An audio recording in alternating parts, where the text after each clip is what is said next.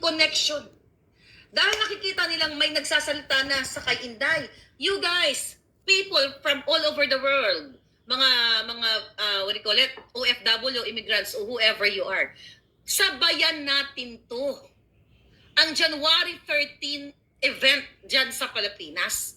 Kung meron ditong taga LA, Southern California, i-comment nyo dyan, mag-email kayo sa akin. Kung gusto nyo, mag-gather tayo, depende kung ilan tayo, sabayan natin to.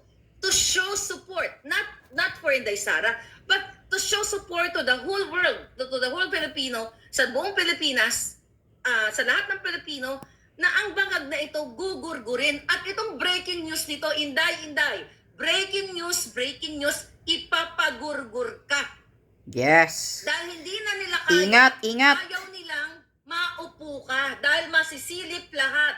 Yung mga pinag-uusapan natin dito, andyan ang isang,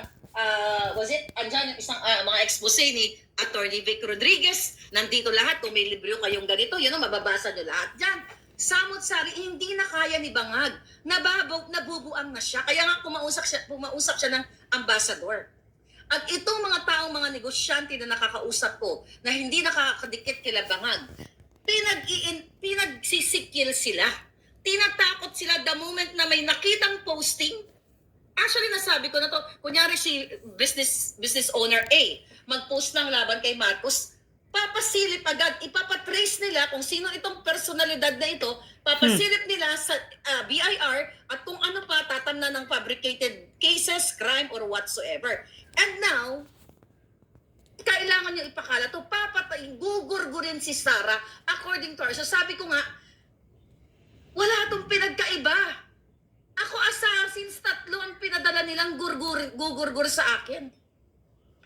At darating ang panahon, tatayuan ito ng taong nagsabi sa akin. Very prominent din ang taong ito. Pinag-ingat ako. At isa dito si Atty. Glenn Chong. Ang balita niya ng Atty. Glenn Chong, bago ito yung at 3 assassins na to, tapos first quarter of the year, itong 2024, ang sabi sa akin, mag-ingat ka. Dahil pinaproject, tinatarget ka. Magkaibang tao, ipapagurgur ako. Paggurgur din si Inday Sara. Nilapastangan nila, ina-abuse nila ang legal system even here sa Amerika.